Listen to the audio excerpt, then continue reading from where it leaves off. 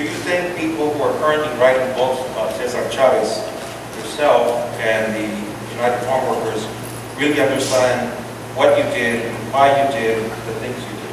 Yes, yes. Well, there is one book that I would recommend. It's called The Autobiography of La Causa, which is Cesar's own words. And there he talks about his own, engagement in getting things how to organize. The man who actually taught us how to organize was my name Fred Ross Sr. And he taught most of myself how to organize.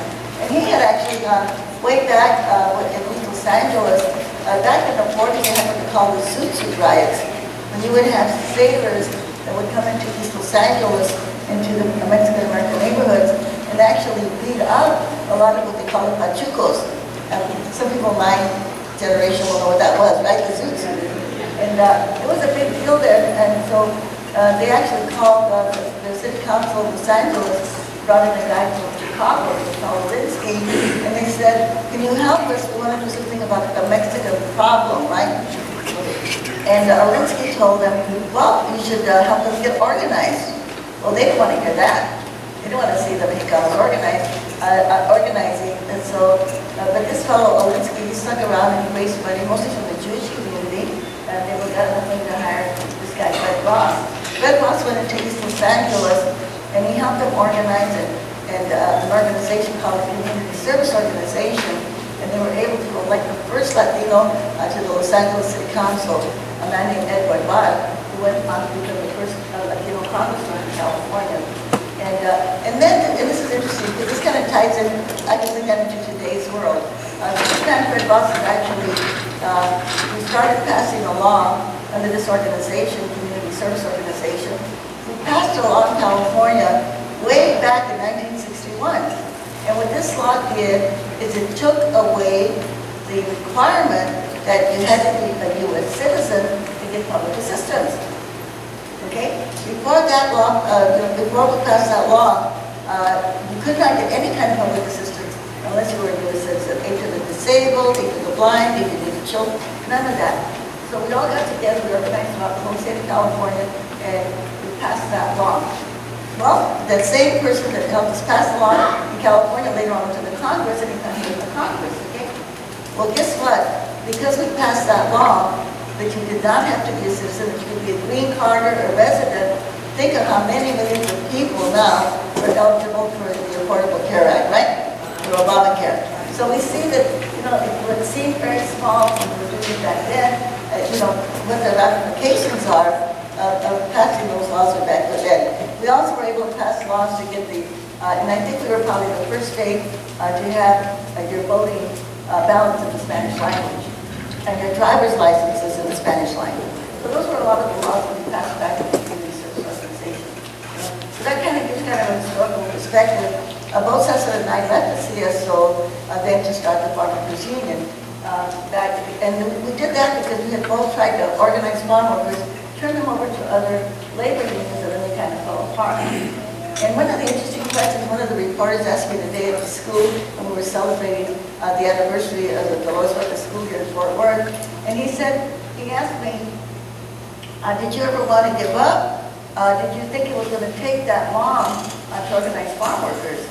And what I said to him, and this is a historical conversation that I want to share with you.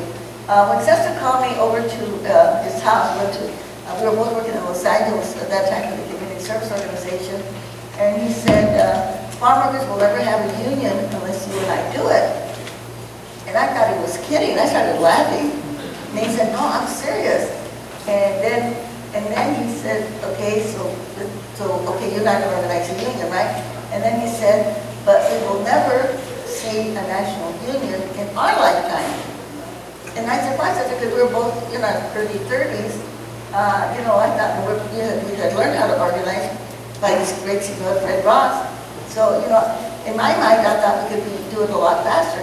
Then he said, no, it's not going to happen while we are alive. He said, because the growers are too rich, they're too powerful, and they're too racist. No? And unfortunately, that's true today.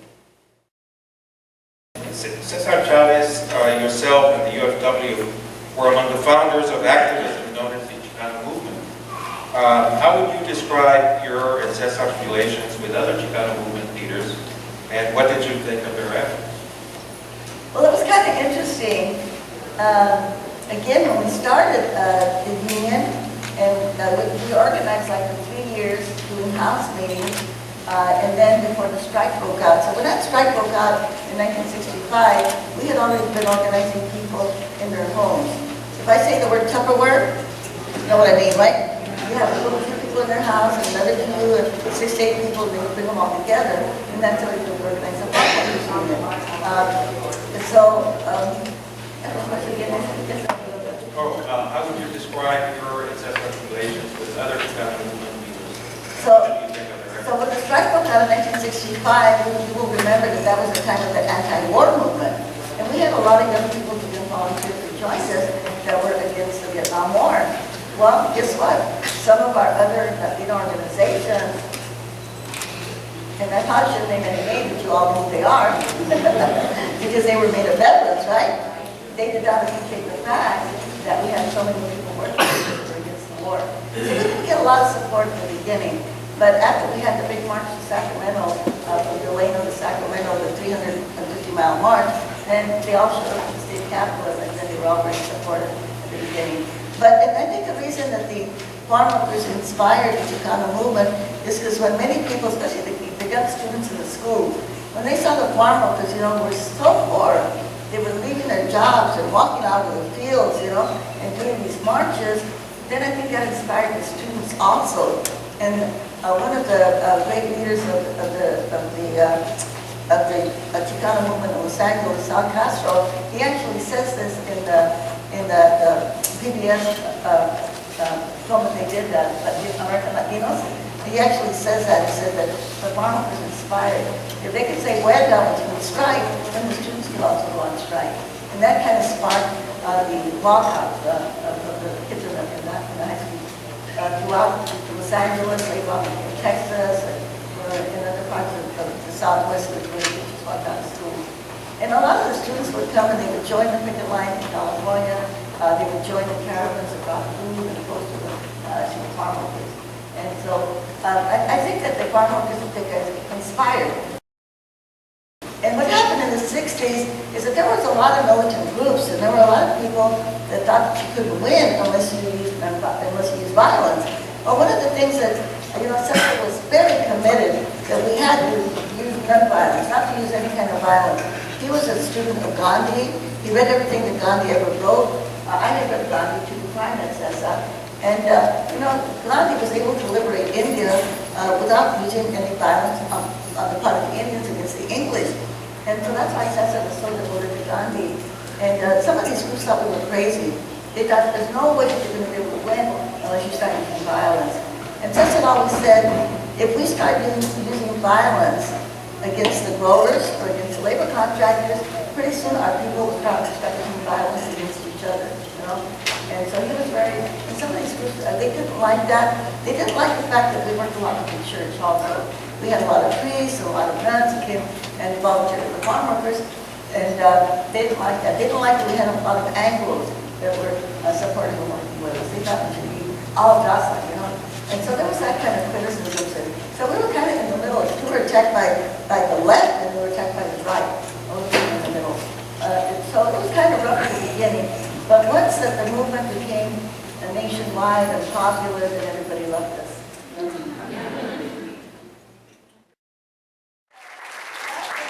Reform is that, we're very close to getting immigration reform. We actually have the votes in the Congress right now.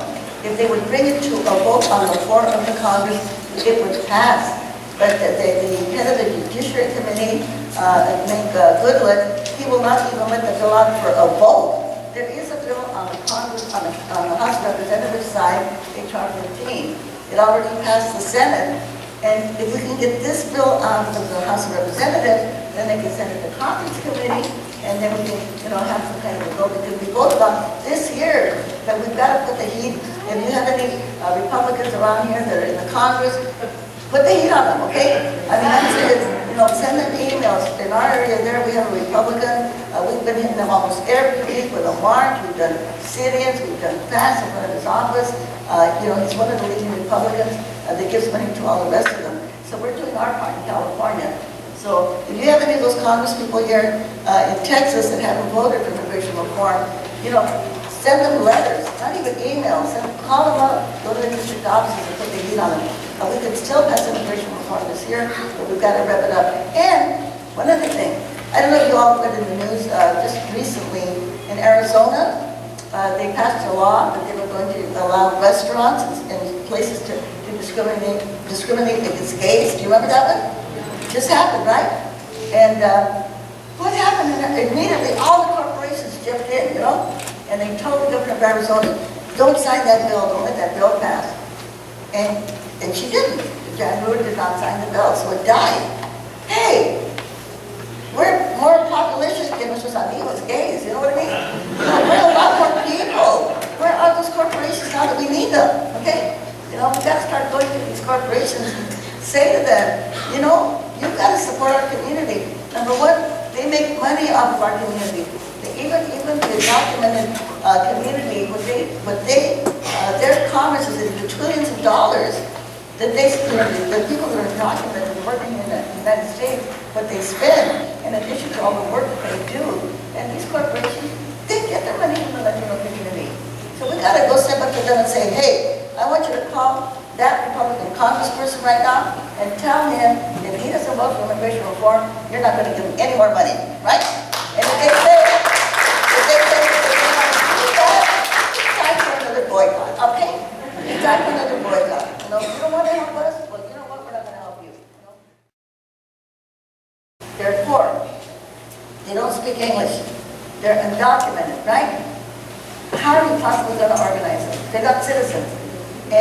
But we would say to the farm workers, you have the power. You have power, but it's in your person. It's in each and every single person. And this is all the power that you need. You don't need money. You just have to learn how to come together, to work together, use direct action, take the responsibility to understand that if we don't make the changes, nobody's going to make those changes for us.